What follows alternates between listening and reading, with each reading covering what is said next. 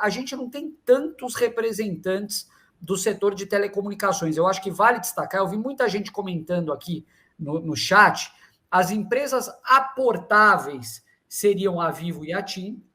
Você tem várias outras aí, ou que estão com problemas como a Oi, ou que abriram capital recentemente, que ainda não tem um histórico, não tem uma recorrência no pagamento de dividendo, principalmente aqueles provedores locais, né?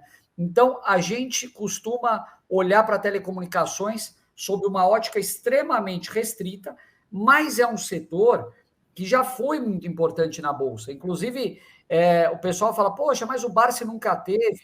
Vocês que se enganam, pessoal. O Barsi teve ações da Embratel, e inclusive tem uma história muito interessante, que ele acabou até mandando uma carta para o Carlos Slim, aquele bilionário mexicano que chegou a ser o homem mais rico do mundo, né? E então, telecomunicações, sim, mas no preço certo e com empresas, obviamente, que façam sentido na nossa carteira, né? Isso daqui que está na tela, eu acho que é muito mais para explicar para vocês com uma visão simplificada, e olha, olhando isso daqui já tem um grau de complexidade alto, mas é um setor extremamente complexo, assim, em termos de dinâmica, né? Ele tem uma certa especialização, etc., mas olhando para esse gráfico aqui, esse esqueminha, o backbone, ele é basicamente aquela, vamos dizer, a espinha dorsal de todo o sistema. É uma grande rede que existe, e nessa rede você tem vários pontos de conexão, né? Olhando para cima aqui, a gente está olhando como funciona dados móveis. Então, você tem aqueles leilões de frequência, vocês devem estar lembrados, inclusive, recentemente a gente teve um leilão do 5G, são os espectros, 3G, 4G, 5G.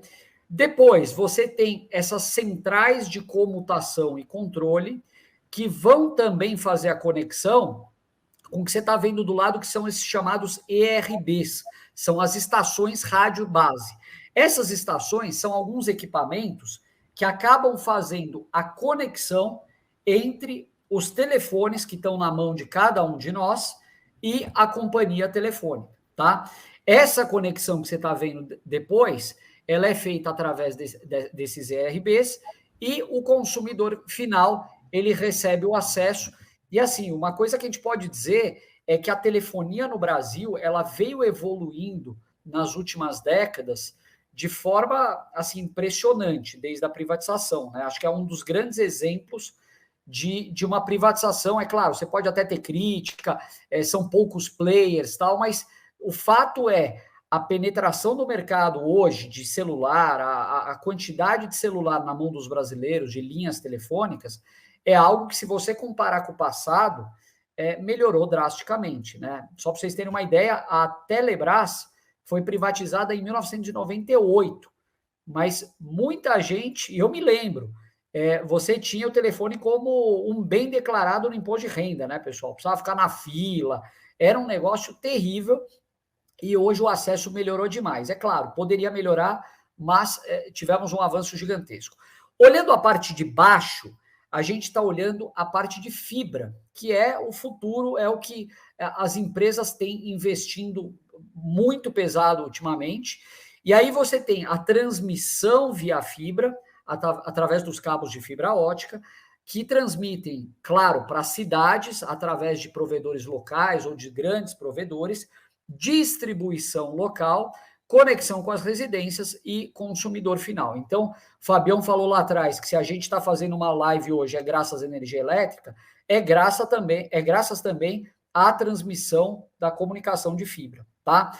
Passando para o próximo slide, Lucão, o que é importante? As fontes de receita das empresas de telecomunicação, elas vão variar de empresa para empresa. Tem empresa, por exemplo, que não tem móvel, tem empresa que é só fibra ótica, tem empresa que ela está com foco maior em ter a infraestrutura da fibra ótica.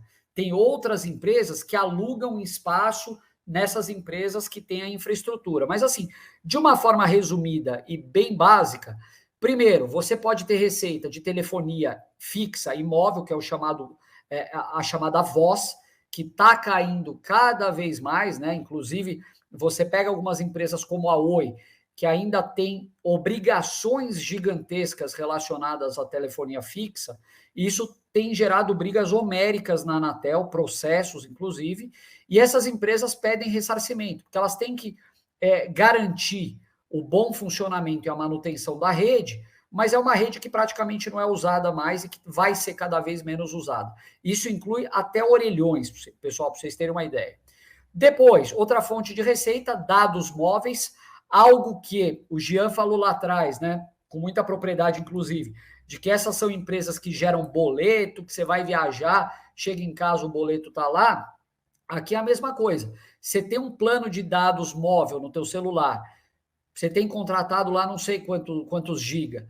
Se você não usar, você vai pagar do mesmo jeito. Você está acessando a infraestrutura, tem a disponibilidade, tem a conexão disponível, mas se você não usar, você vai pagar do mesmo jeito. Então, e cada vez mais a gente não consegue se desvencilhar, né? Se usa para tudo, inteligência artificial, nova fronteira, demandando, etc, etc. Terceiro, banda larga e fibra ótica, já falei no slide anterior.